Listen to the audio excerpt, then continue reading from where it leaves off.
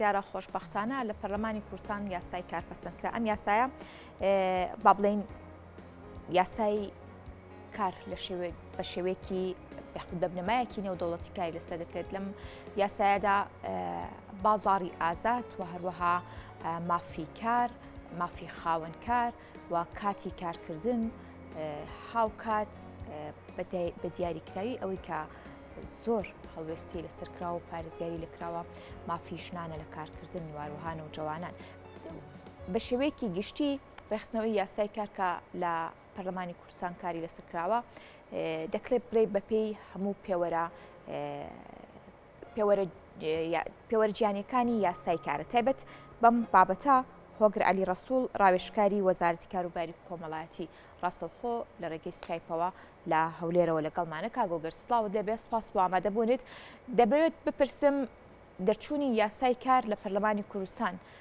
خزمەتکردنی کرێکاران یاخود چ دەستکەوتێکی گەورەی بۆ خزمەتکردن بە کرێکاران تێدایە؟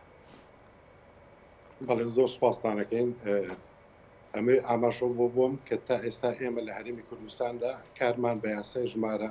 هەفتاوێکی ساڵی 1970 دەکرد کە تقریبەنەوە 50 ساڵە بێ بەسەر ئەم یاسایە تێپەڕی و لە هەزار ئیشمان پێکرد. بەڵام خۆشبەختانە بۆ یەکەم جار لە هەرێمی کوردستان بووین بە خاوەنی یاسایش تایبەت بە خۆمان کە ئەم یاسایە لە 18 بەش پێکێت لە 54 مادەیە و ئەم یاسایە زیاتر لەگەڵ بارودۆخی ئابووری و کۆمەڵایەتی و سیاسەکەی ئێستای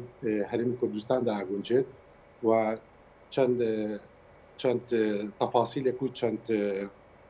ڕێکەوتنامەیەکی نێودەوڵەتی هەیە کە لە یاساکە گیر کراوە. ئەوش پاش پەسەندکردنی بەشێک لەو ڕێکەوتنامە نێودەوڵەتیانەی کە لە دوای ساڵی 1970ەوە لە عێراقا تەزدیقی پێکراوە. بەڵێ کاگۆگر، ئەو کەم و کورتیانی کە پێشتر لە یاسای پێشودا هەبوو تایبەت بە مافی کرێکاران دەکرێت بڵێ لەم یاسایە هیچ کێشە و گیر و گرفتێک تایبەت بە مافی کرێکاران بوونی نەماوە؟ ناتوانین بڵێ هیچ کێشە و گرفتێک بە تەواوەتی نامێنێت، بەڵام ئەتوانین بڵێ ئەم یاسایەی کە ئێستا لە پەرلەمانی کوردستانەوە دەرچوو لەلایەن وەزارەتی کار و کاروباری کۆمەڵایەتیەوە ئامادە کراوە پرۆژە یاساکە لەگەڵ بارودۆخی ئێستای هەرێمی کوردستاندا زیاترە گونجێت. هەروەکو ئاگادارم بەڕێستان لە دوای 2023ەوە پاش سقوتی نظام سیستەمی حکومڕانی لە عێراقدا بە شێوازێکی کە بووە فەلسەفەی زیاتر فەلسەفەی اعتیمادی کردووەتە سەر فەلسەفەی ئابووری کراوە. لە کاتێکە ئەو یاسایە لە 80 تا دەرچووە فەلسەفەی اقتصادی وڵات اقتصادێکی ئیشتراکی بووە و هەندێک کەم و کۆڕیتیا بۆ لەگەڵ بارودۆخ و لەگەڵ گەشەکردنی ئابووری و سیاسی کۆمەڵایەتەکەی ئێستای هەرێمی کوردستان و عێراقا ناگونجا. خۆشبەختانە ئەتوانین بڵێ بەشێک لە مادەکان تایبەتە بە ئەو ئیتفاقیە نێودەوڵەتانەی کە پارێزگاری لە مافەکانی کرێکارانەکە بە شێوەیەکی گشتی پارێزگاری لە مافەکانی ئافرەتانەکات و ئەبێتە هۆکارێک بۆ بنبەرکردنی کارکردنی مناڵ، ئەبێتە هۆکارێک بۆ ئەوەی ئیتر لە مەودووە فۆرسەی عمل بۆ سەرجەم هاوڵاتیانی هەرێمی کوردستان بە شێوەیەکی دادپەروەرانە بێت، بە شێوەیەکی یەکسان بێت و هەموو کەسێک مافی ئەوەی هەبێت کە بتوانێت کارێکی شایستەی دەستکەوێت. ئەمەش لە ڕێگەی چەند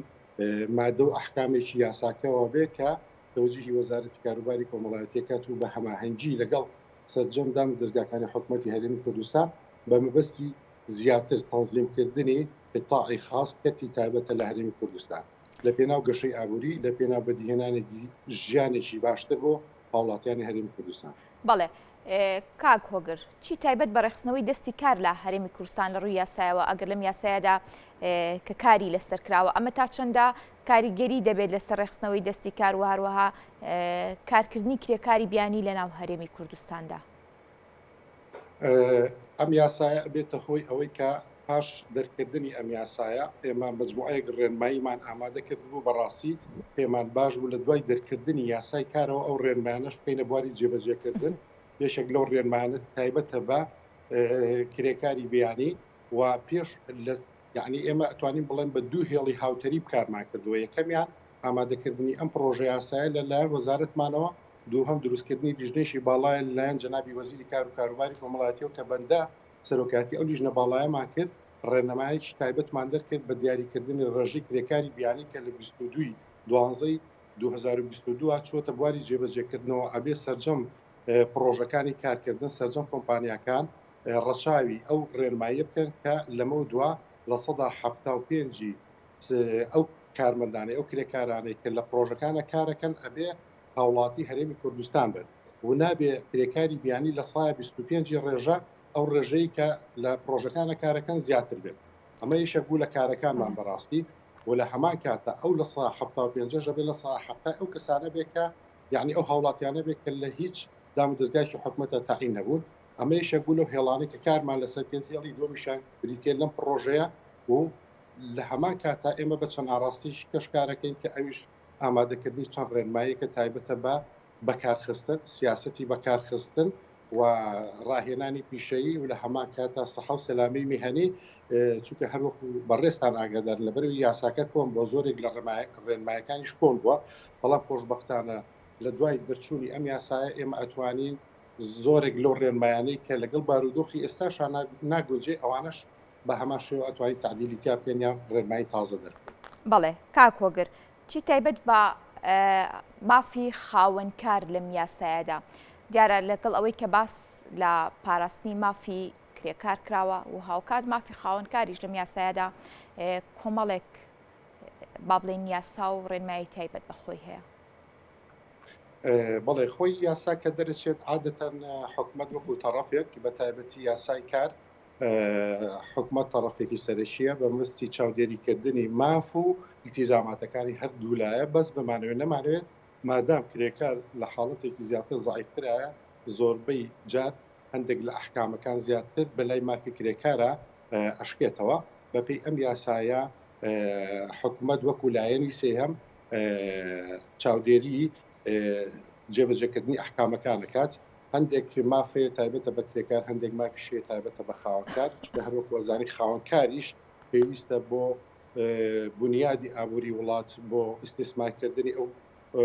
بەڵێن ڕەسمالی کە هەیەە لە هەرێمی کوردستانە پێویستە ئەویش مافەکانی بپارێزرێ هەندێک جار خاوەنکاریش لەواچێت لەلایەن کرێکارەکانەوە یان ئەو کارمەندانی کە کارەکەن لێ مافەکانی پێشێر بکرێت یان بۆ نمونە هەندێک ڕێگا بگیرێتە بەر بێتە هۆی زیانگەاندن بە پرۆژەکەی فلەبەر ئەوە ئێمە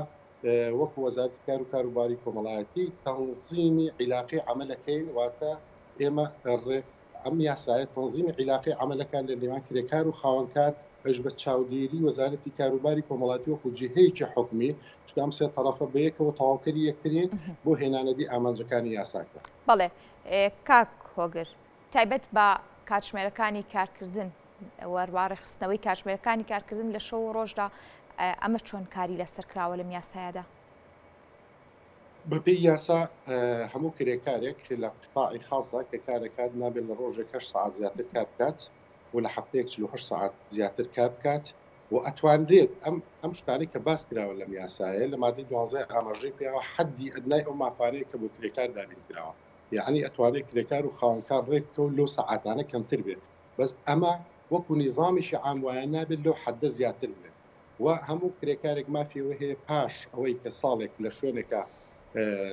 بڵێن دەست بەکار بوو پاش ساڵێک مافی ئەوەی هەیە کە مۆڵەت وەربگرێ 21 ڕۆژ لە ساڵێکە ئەو دوای 5 ساڵ و ڕۆژیکەیە چێتە سەر دوای 5 ساڵێکە دوو ڕۆژیکەی چێتە سەر لە هەموو حاڵەتێکە ئەتوانین بڵێن ئەو مافانەی کە لە فەرمانبەرێک لە کەرتی گشتیە هەیەی ئەتوانین بڵێ ئیتر لەمە دوا کرێکارێکیش لە قیتاعی خاصە ناتوانین بڵێ لە ساسە ئەتوانین بڵێن زۆرێک لەو مافانەی ئەتوانین بەرجەستە بکات. بەڵێ کاک هۆگر مەرجەکانی تەندروستی و سەلامەتی پیشەیی لەم یاسایە نوێیەدا تا چەندە لە بەرژەوەندی کرێکارانە؟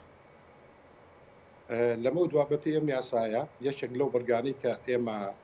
بە باشمانزانی کە ئیزافەی بکەین بریتێ لەوەی لەمە دو هەچ پڕۆژەیەشی کار ئەگەر بوێت ئیجازەی کارکردن وەربگرێت یەکێک لە مەرجەکان ئەوەیە کە ئەبێ ئیجازەی سەحە و سەلامی میهەنی هەبێت کە لە بەڕێوەبەری گشتی کار و دەستەبەری کۆمەڵایەتی بەدەستهێنێت و هەموو خاوەن پرۆژەیەک ئەبێت هەموو پێداویستیەکانی تەندروستی سەلامەتی پیشەی بۆ کرێکارەکانی ئامادە بکات و هەر لە جلوبەرگە هەر لە شوێنی ژینگەی کارکردنە لە ئەو خواردنانەی کەی خوارد لە هەندێک لە پرۆژەکانە ئەبێ بەپی پێوەرەکانی تەندروستی بێت ئەگەر هەچ کەسێک مخالفی ئەمە بکات یاساکە زۆر بەڕوون و ئاشکرایی باسی ئەوەی کردووە کە ڕوبەڕووی سزای یاسایی بێت. بەڵێ کاک هۆگر پێشتر با بڵین بابەتێکە بوو قسە و گفتوگۆی زۆری بەدوا خۆیدانەوە بەتایبەتتر بۆ ئەو کرێکارانەی کە سربەخۆ ئیش دەکەن کرێکار هەیە کە سربەخۆ لە دەرەوە ئیش دەکات با بڵین هەوەی سندیکای کرێکارانی نییە و هاوکات کارەکەی سربەخۆیە تایبەت بە مافی ئەو کرێکارانە لەم یاسایەدا هیچ بڕگە و